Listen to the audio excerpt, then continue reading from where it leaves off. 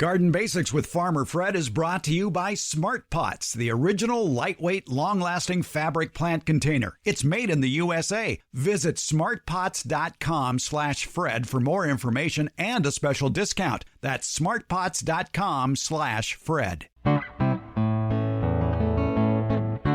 Welcome to the Garden Basics with Farmer Fred podcast. If you're just a beginning gardener or you want good gardening information, well, you've come to the right spot. You might live in a house or condo that has a narrow strip of soil right next to the house. What precautions do you need to take before you plant in that narrow 2-foot wide strip? We answer a listener's question on that very topic with the help of America's favorite retired college horticultural professor, Debbie Flower. Also, how about growing some nutritious vegetables this winter indoors in a sunny window? It's microgreens, a variety of any edible leafy crop that you can harvest when they're just a couple of inches tall, perfect for garnishing soup, salads, or a sandwich. Master Gardener Gail Pothour will tell us how to do it. We're podcasting from Barking Dog Studios here in the beautiful Abutilon jungle in suburban Purgatory. It's the Garden Basics with Farmer Fred podcast, brought to you today by Smart Pots and Dave Wilson Nursery. Let's go. We like to answer your garden questions here on the Garden Basics podcast. A lot of ways you can get your question into us. You can leave a message at SpeakPipe. No phone charges are incurred. You're yelling at your computer, something you may do already. Go to speakpipe.com/Garden Basics and leave a question for us there. You can also call and leave a question on the phone, 916-292-8964. Text messages and pictures as well, 916-292-8964. There's a contact box. You can leave a message at gardenbasics.net. Email, sure, send it to Fred at farmerfred.com. There is, of course, the Get Growing with Farmer Fred Facebook page where people leave questions. Also on Instagram and Twitter as well. Debbie Flower is here to help us answer the questions, and we get Debbie a question from Tim, who has a question that is very common with anybody who lives in a modern suburban house. They have that little 1.5 to 2-foot wide strip of dirt right next to their house that leads to probably a walkway around the house. Right. And what the heck is that quality of soil like? Tim asks, I am curious if you have any advice on preparing garden beds for spring planting next year, which is adjacent to the house. Here is a photo which shows the planting bed in question. I plan on removing the old rows there since it's much too big for the space. Yeah, that's something to think about. And constantly got leaf spot and disease. The house is in Rancho Cordova, which is a suburb of Sacramento, and it's in the backyard facing east.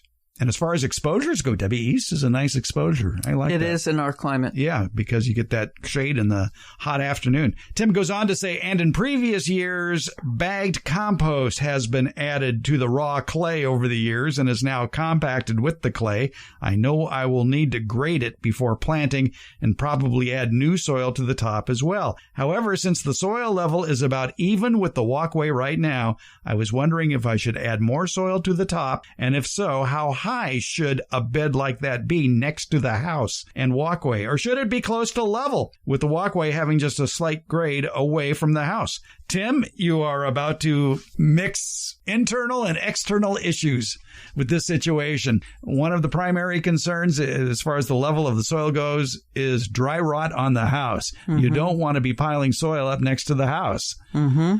One option, Debbie, I guess would be to have some sort of retaining wall at the back edge of that bed, wood or something else. If you wanted to build up. Being against the house, you mean? Yeah, the back edge of next to the house. I wouldn't make it wood because wood will rot over time. Mm-hmm. My son bought a house in the Bay Area, and they had a brick planter up against the wall, the exterior wall of the house. I don't know if they had put anything between it. I don't know if they'd put landscape fabric, or it was quite old. It was dirt against the house? Yes, and it rotted the wall. We had to take off the exterior, open the wall up completely to the outside, and then you start rotting the 2x4s. No, I would not raise the level of that soil. I would keep it at the foundation only. Would you dig it out and replace it with other soil? No, clay can become clay can be great soil for growing things. It holds a lot of nutrients and it holds water, sometimes too much water. The fact that they've been adding compost regularly is a good thing.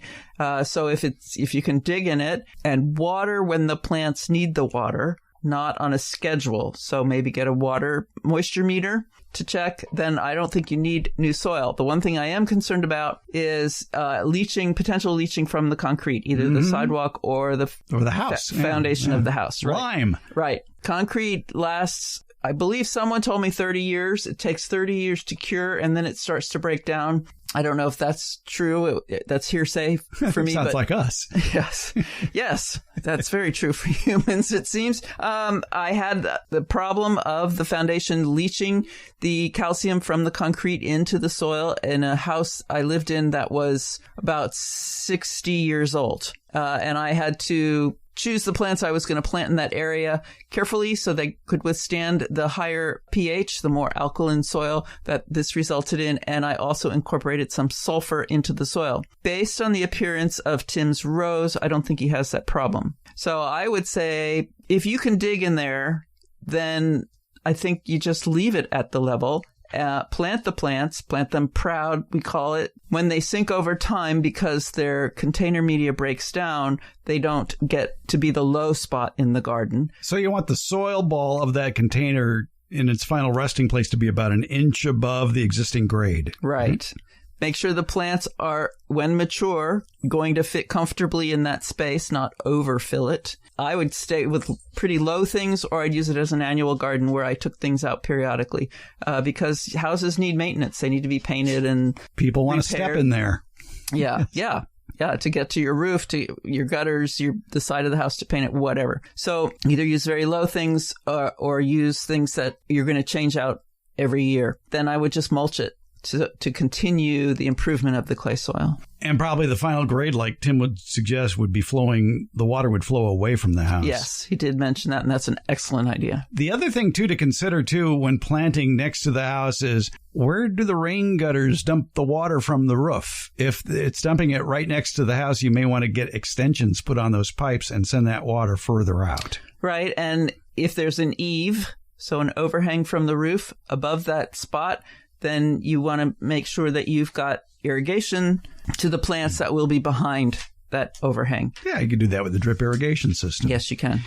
I'd probably, too, and this is a suggestion you've made on numerous occasions, that one of the first mysteries you need to solve when it comes to any soil is what's the pH of the soil? Right. And especially next to the house where the pH can be wacky because of calcium or lime. Right. The rose looks good. It isn't showing signs of too much alkaline soil, but a soil test is always a good thing.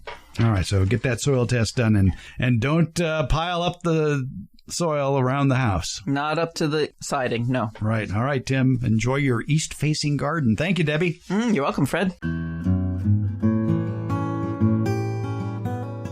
You've heard me talk about the benefits of Smart Pots, the original award-winning fabric container. Smart Pots are sold around the world and are proudly made 100% right here in the USA. Smart Pots is the oldest and still the best of all the fabric plant containers that you might find. Many of the imitators are selling cheaply made fabric pots that fall apart quickly. Not Smart Pots. There are satisfied Smart Pot owners who have been using the same Smart Pots for over a decade, actually approaching 20 years. When you choose Smart Pot fabric containers, you know you'll be having a superior growing experience with the best product on the market. And your plants will appreciate Smart Pots too. Because of the 1 million microscopic holes in Smart Pots, your soil will have better drainage and the roots will be healthier. They won't be going round and round on the outside of the soil ball like you see in so many plastic pots. The air pruning qualities of Smart Pots creates more branching of the roots, filling more of the usable soil in the Smart Pot.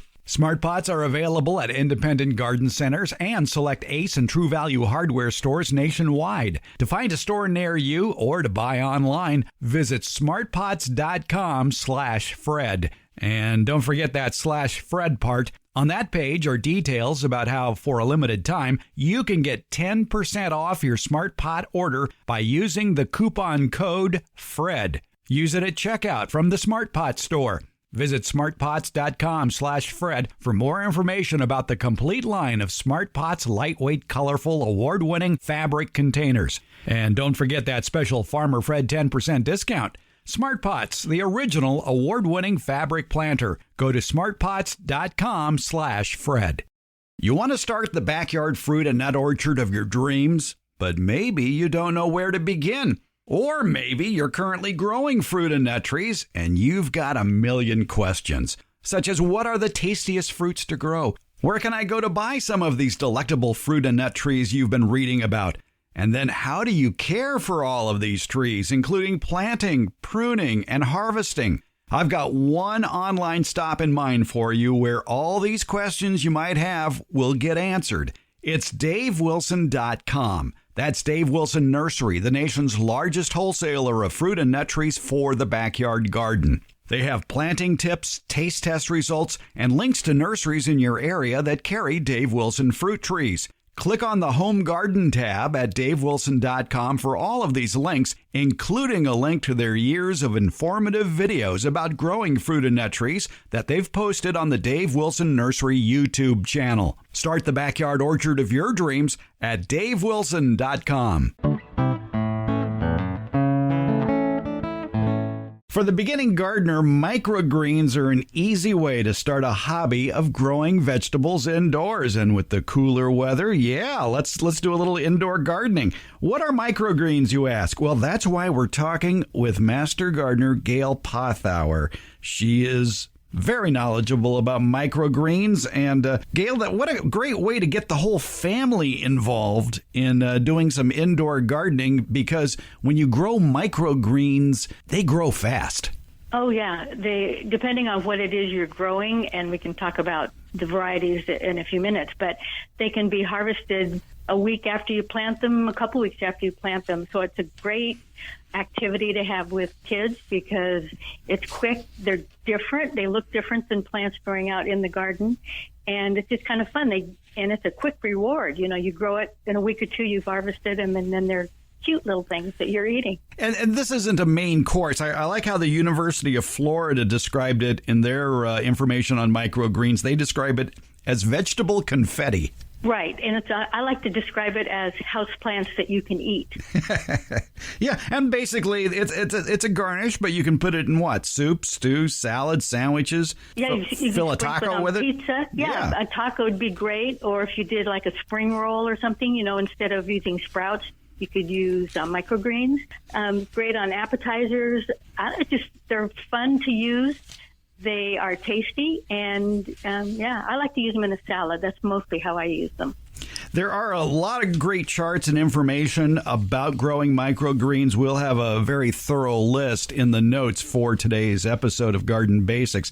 One of the best is from Johnny's Seeds, and they have a very nice chart of microgreen varieties and how long they take to grow, and their flavor and their color, because you might as well make it pretty. Mix up the colors.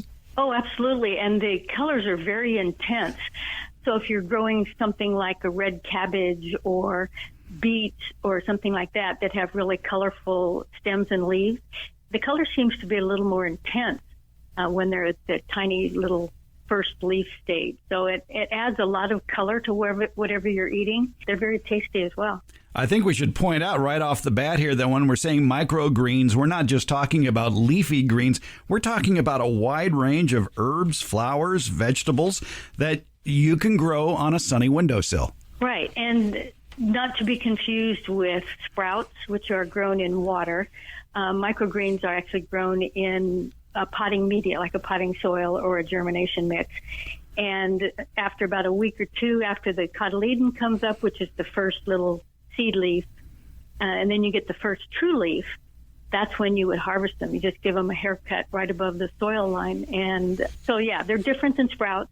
They're also different than baby greens. Baby greens were something you would grow to a little larger stage, like lettuce or spinach.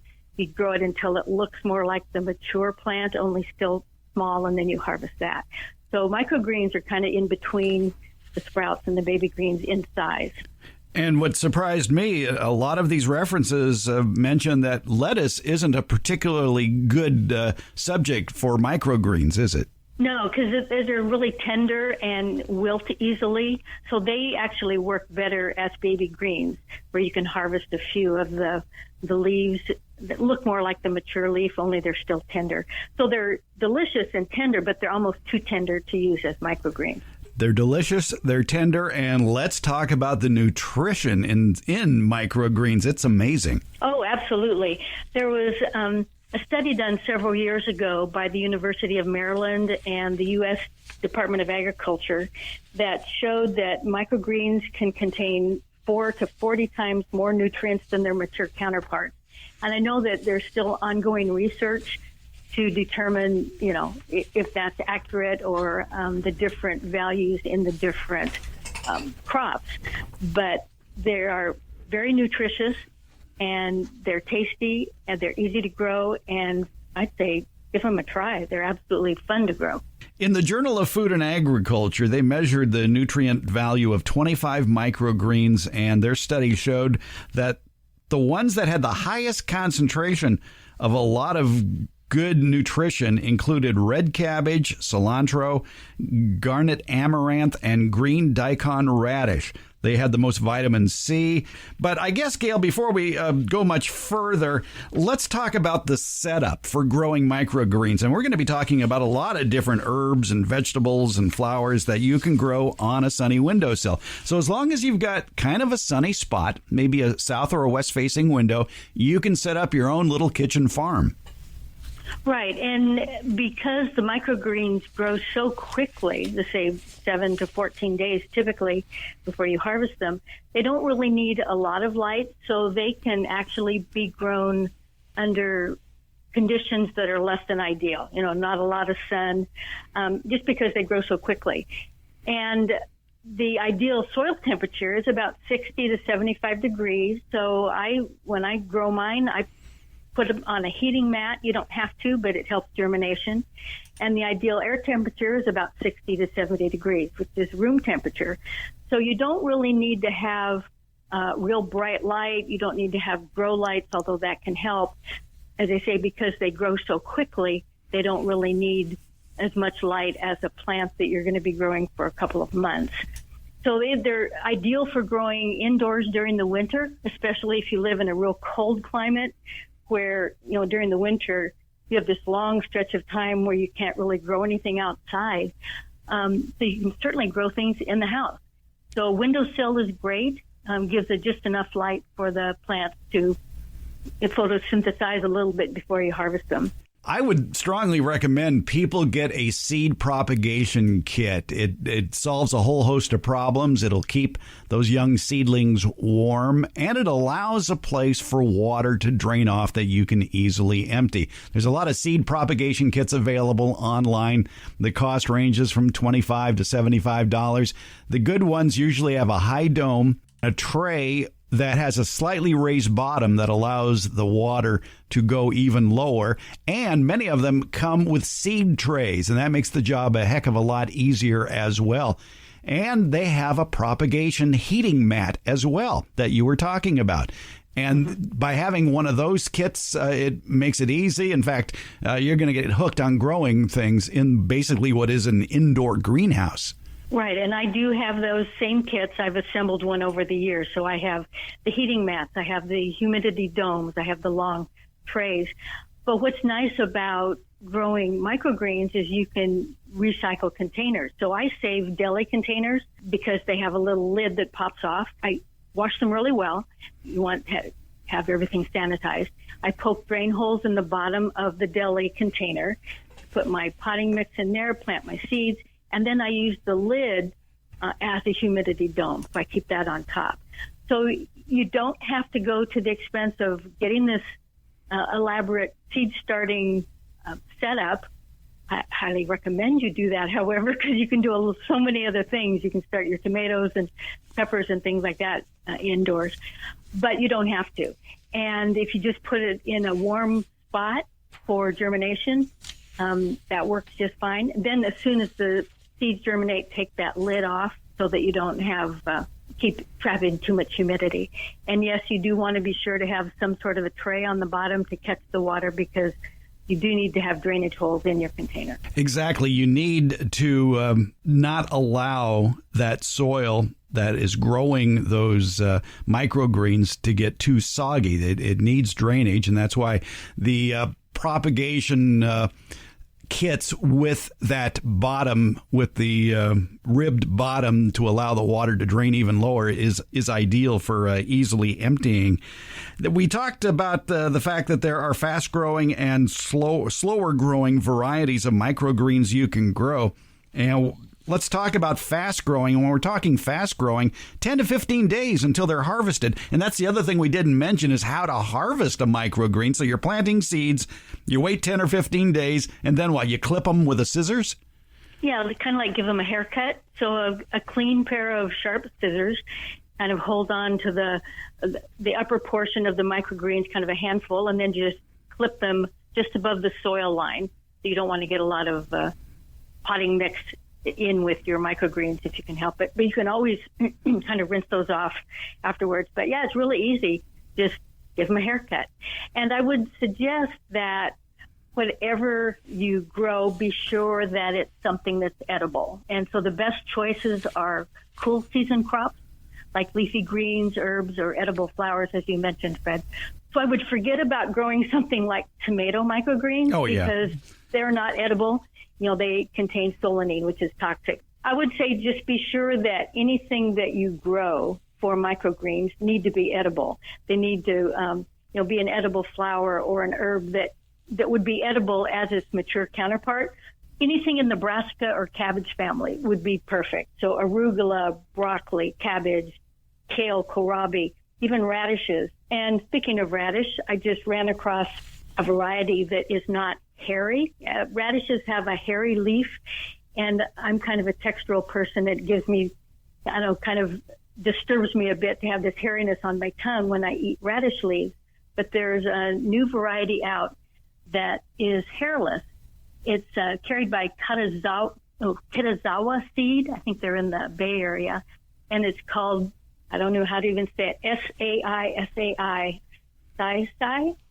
So if you want to grow radishes and you're bothered by the hairiness of the leaves of radishes, that's a variety you can grow. Anyway, you can also grow things like chard, beet, peas, nasturtiums. Any annual herb like basil or cilantro or parsley would work well as well. We'll have a link to Kitazawa Seed. They're based in Berkeley or Oakland. We'll have a link to Kitazawa Seed in the show notes. They have a lot of great Asian vegetables that would be ideal for this situation we're talking about here. Yeah, all the bok choys and tatsoys and all those Asian greens are perfect for growing as microgreens. And to go back to Johnny Seed's list of microgreen varieties that are fast growing, they include borage, celosia, salad burnet, sorrel, arugula, broccoli, cabbage, the Chinese cabbages, collard, cress, if you want to grow that, kale. I'm going in alphabetical order, you could probably tell. Kohlrabi, mizuna, mustards, the pak choys, like we mentioned. They mention several radish varieties. And something that I'm not familiar with called tatsoi. Yeah, those would all be perfect. Those are all cool season crops, and they're ideal for growing as microgreens. I do want to mention that when you are growing the microgreens, I think I mentioned earlier, if you're recycling the container, be sure it's clean. You don't want any contamination. And you don't need to have a deep container either, something that just has an inch or two of soil, because the roots are not going to be growing long enough to need a deeper container in order to develop the roots, because you're going to harvest them in a week or two. And then after you plant your seeds, put them on the soil surface, kind of tamp them in a little bit, maybe sprinkle on a little more potting mixture, and give them a spritz to put on your plastic wrap or whatever you're using for a dome to hold in the humidity. As soon as the seeds germinate, take that lid off, take it off the heat, and put it under lights, whatever lights, your windowsill or grow lights that you're using.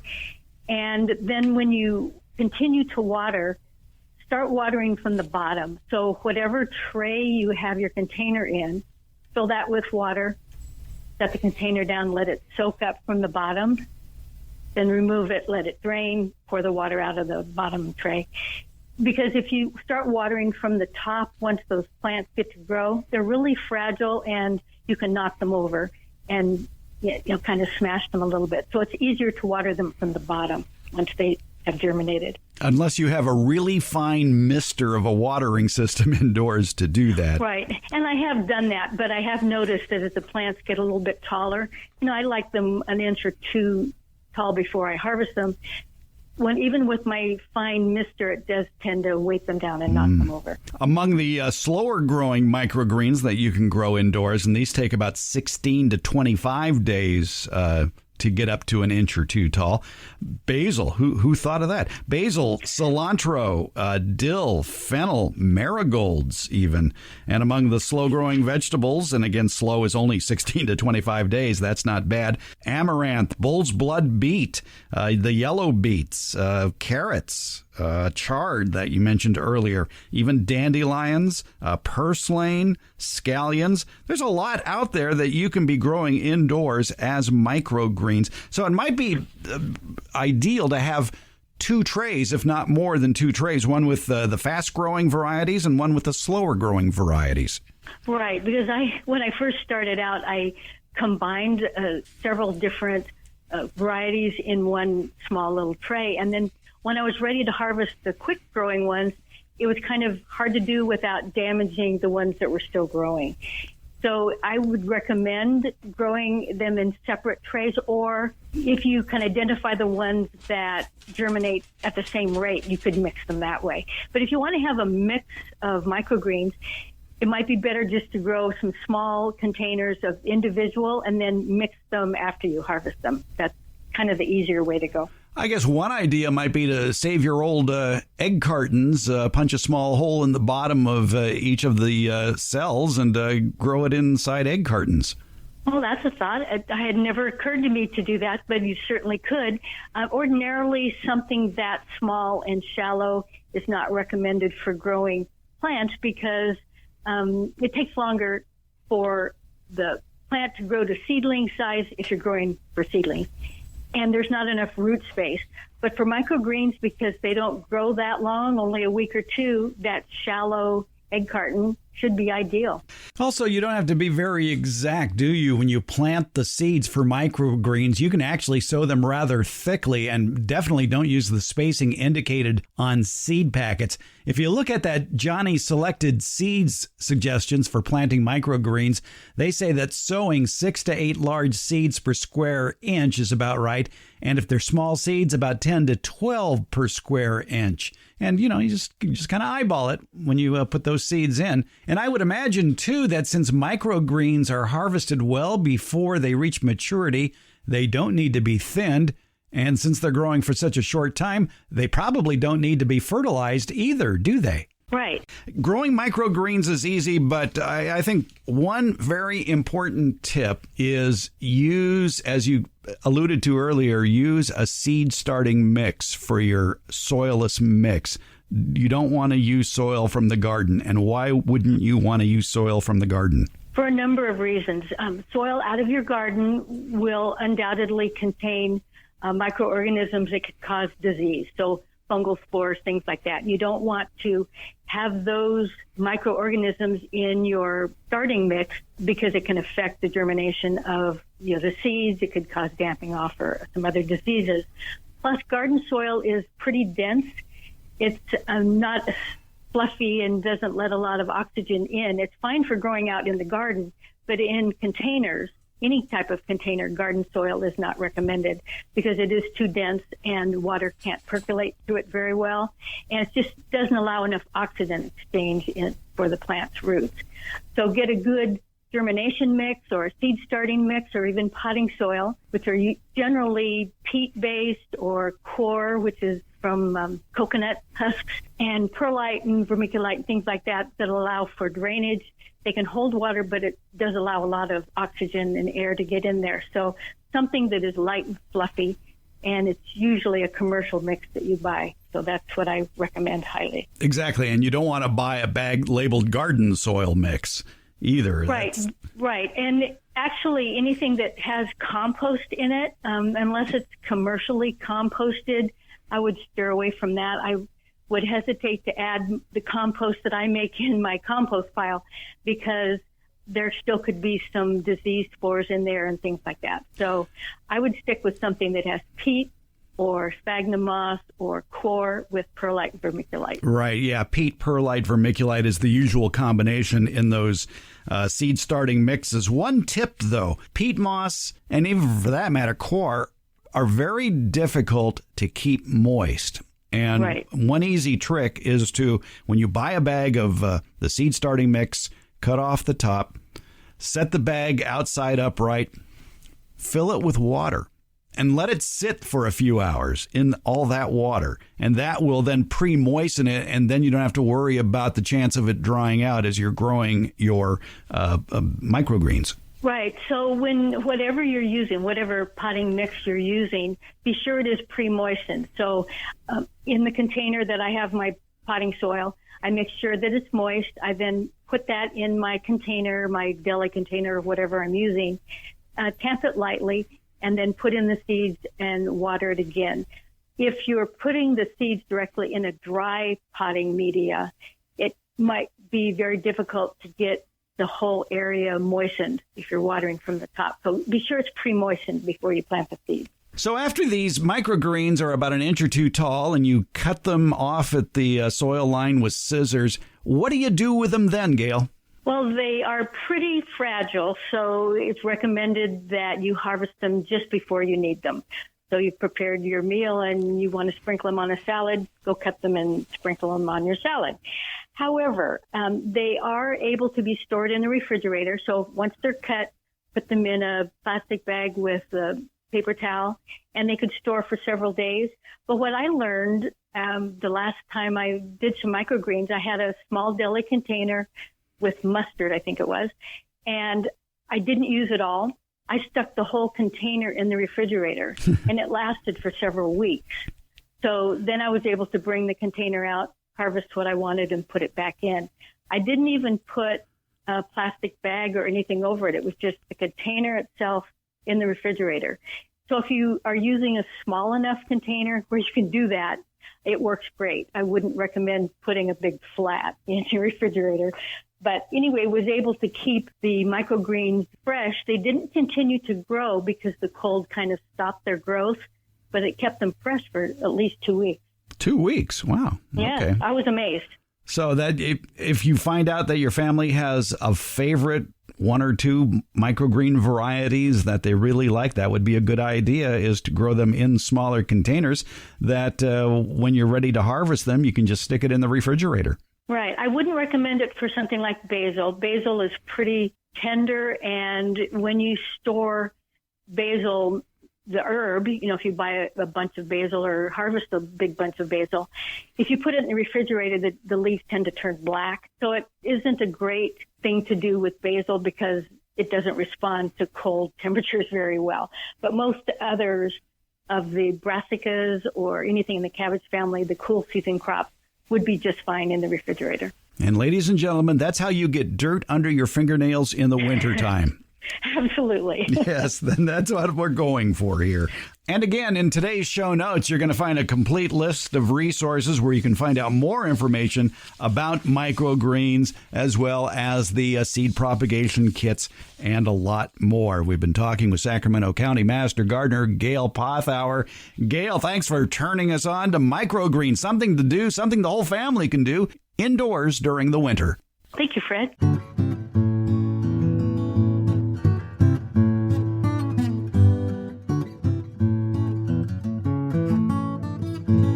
In warmer sections of the country, now through December is garlic planting time. And if you live elsewhere and have a few weeks before the ground freezes over, you can be planting garlic cloves as well.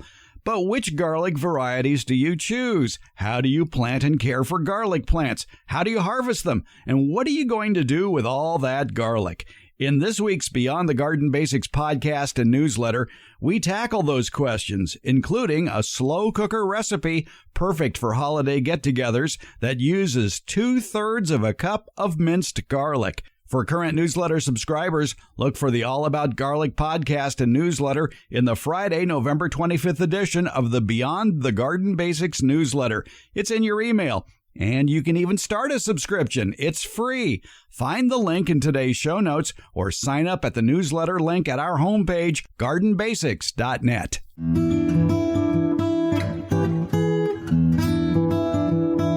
The Garden Basics with Farmer Fred podcast comes out once a week on Fridays. Plus, the newsletter podcast that comes with the Beyond the Garden Basics newsletter continues, and that will also be released on Fridays. Both are free, and they're brought to you by Smart Pots and Dave Wilson Nursery. The Garden Basics podcast is available wherever podcasts are handed out, and that includes our homepage, gardenbasics.net. And that's where you can also sign up for the Beyond the Garden Basics newsletter and podcast. That's gardenbasics.net, or you can use the links in today's show notes. And thank you so much for listening.